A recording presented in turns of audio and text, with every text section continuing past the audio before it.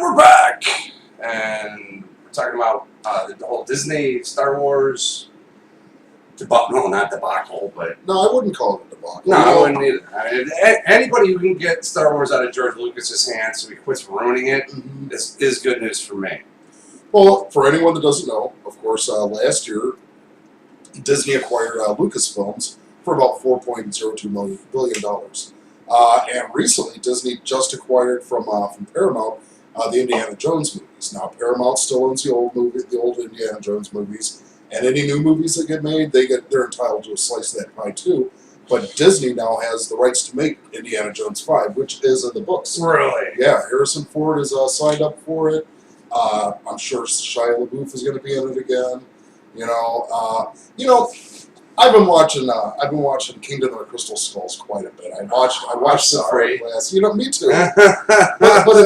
My condolences. I've taken a few steps back from it and looked at it, and it's not Shia LaBeouf's fault that his role is so terrible. No, it isn't. It really isn't. The whole story is just so not Indiana Jones. It's not. It's science fiction. It is. Indiana Jones is like pulp adventure. Yeah, right. Yeah, he's supposed to be looking some for kind of relic or something. Right, relics. That's what he's supposed to be doing. Yeah. They're going after aliens. And Crystal Skulls was just a whole conglomeration of unrelated scenes.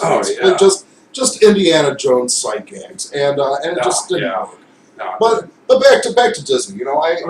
I was really worried when I first heard about this, because it's Disney, and with all the thoughts that are associated with that.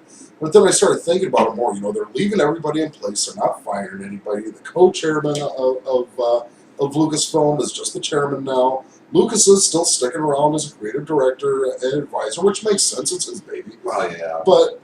But Disney's got so much power and global reach that even if they put out something garbage, everybody's going to see it. It's going to make a lot of money. Right, yeah. And it's not like Disney can take 4, 5, and 6 away from me. And that's something that's kept me a Star Wars fan. After episodes 1, 2, and 3, I was real disappointed in them.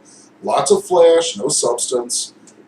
But too much CGI. Too much CGI. And here's another big problem, and I think I saw this on a Plinkett review of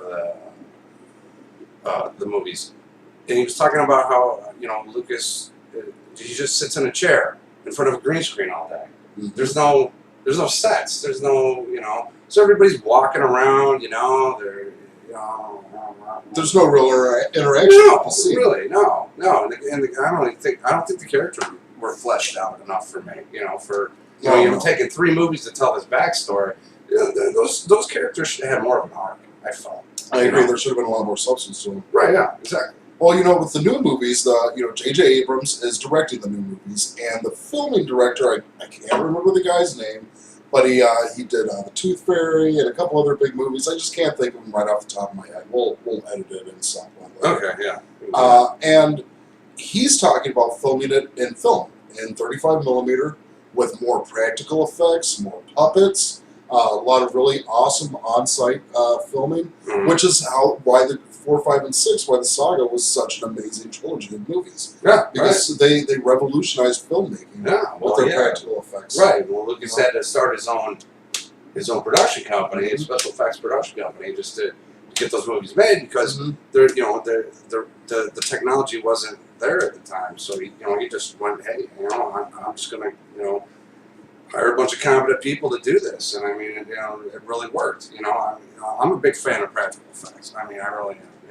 I mean, there's certain situations where it doesn't, Jurassic Park is a good example. It works there because I mean, otherwise, you've got stop motion animation. Maybe is the only other way you could do that. Stop motion, even the best stop motion is still fairly choppy at this point. Yeah, it does. It looks bad. And Jurassic Park was really good though because everything was so textured. Right. You're going against so much texture. It's a lot easier to make that kind of texture look. Right. Exactly. Yeah. And I would say stop motion does work in like the Terminator. Like machines. Like machines, it works really well. It makes them really scary. Like the Ed 209, and RoboCop, and like with Terminator, at the end of the Terminator, it gets all skin burned off, and I mean that's legitimately scary.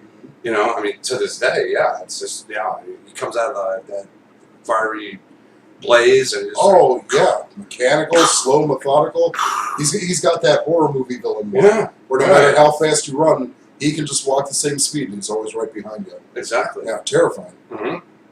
And we owe all that, of course, to Ray Harryhausen. Exactly. Yeah. Like Jason and the Argonauts and Clash of the Titans. Yeah. Amazing films. Yeah. You know, and stop motion has its place. Look at the AT-ATs or the AT-STs Right. on Endor, and then of course on Hoth. You know that stop motion work, but that was stop motion with models, and you know we've been using models to film some of the great sequences in movies and television for a long time. Look at like Star Trek and Deep Space Nine. Deep Space Nine was an 8 foot large model that they filmed around. Yeah. Because that's the only way to really achieve that kind of thing. Right. You know? Yeah. Practical effects. Yeah, practical effects. You know, something funny about Lucas making his own special effects house with Disney acquiring Star Wars. Pixar has kind of come home because Pixar was actually developed originally by George Lucas, sold to Steve Jobs when he was the CEO of Next, and then he sold it to Disney. Huh. So now Pixar and Lucasfilm are kind of back under the same roof. I didn't know that. Yeah, I did a paper on Steve Jobs. Oh, okay. Yeah. He goes to college. Yeah. I know. Yeah, I got to do something with it. Yeah, I did something. I made my own show.